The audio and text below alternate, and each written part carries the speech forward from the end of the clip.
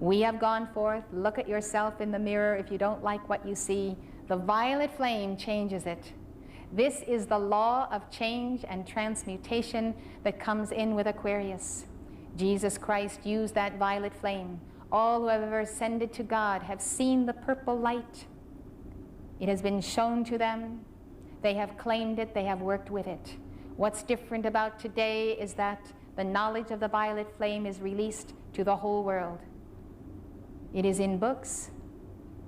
These books have been translated to many languages. It is available to anyone to use. You don't have to go to a temple through arduous testing and endurance. You don't have to get somewhere and have a master whisper it in your ear.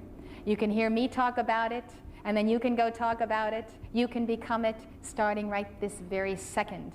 It's a question of free will, of deciding that you are going to be the alchemist in this temple, this laboratory that God has given you.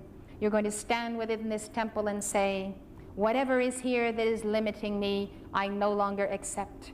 I'm calling to the Holy Spirit to release that sacred fire, and I understand that it is the violet flame quality of that sacred fire that will balance my negatives. Now, how do we create negatives? This is a law we have to understand. Those 7 chakras represent 7 planes of God's being in you. 7 ways you experience God. In the crown chakra, the yellow light, you experience God as mind, as thinking, as cogitation.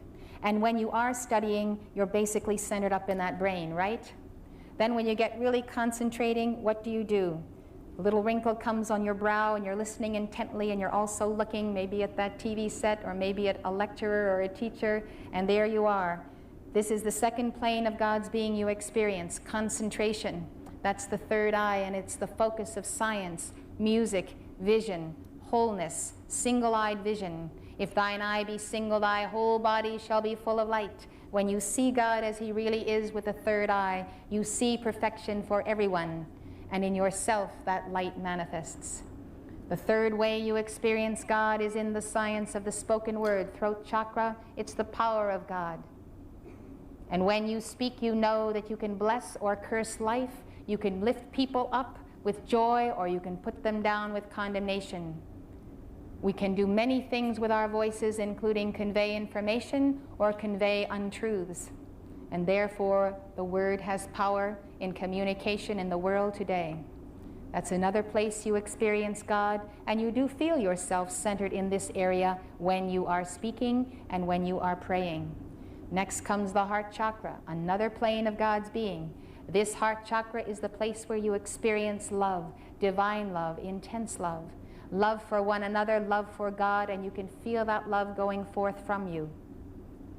At the solar plexus, the place of the sun, approximately at the navel, it's called the point of peace.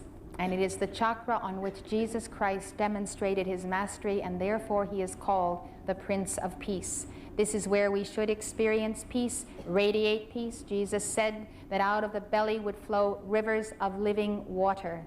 That is what the flow of peace is, like the Pacific Ocean. It's the power of water, and it's also the troubling of the water emotionally. You experience fears, angers, and disruptions in the belly, especially when you get butterflies in the belly because you are being bombarded with a certain energy.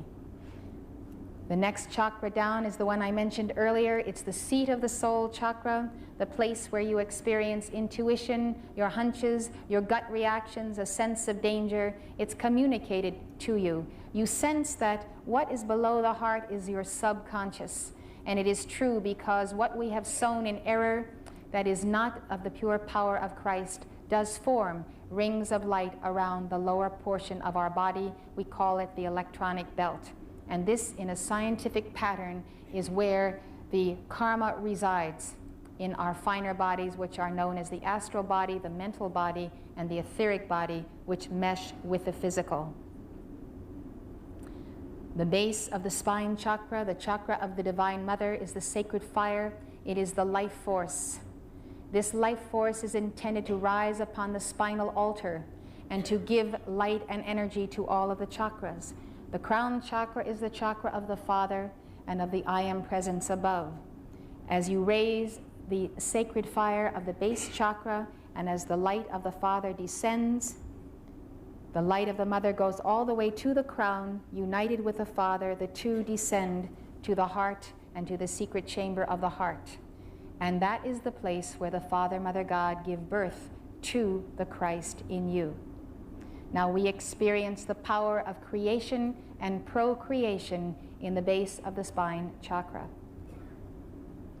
We also experience that light ascending, and the white light that ascends is also the power of the ascension flame and the means whereby we weave our wedding garment, which is called the deathless solar body. Now I've shown you 7 ways you experience God. You've been doing it every day, lifetime after lifetime. What we do then is sometimes we send forth pure ideas of the mind of God, pure vision, the pure power affirming God's will, pure love, great peace, the soul freedom we need to have, and the purity of the white light. At other times, we do just the opposite. So we send forth energy of hardness of heart and fear out of the heart chakra. We misuse the spoken word in words we wish we could recall. We use the third eye to criticize others. We look at other people and we think how ridiculous they look, and we start taking people apart, and so forth. So every chakra is subject to abuse.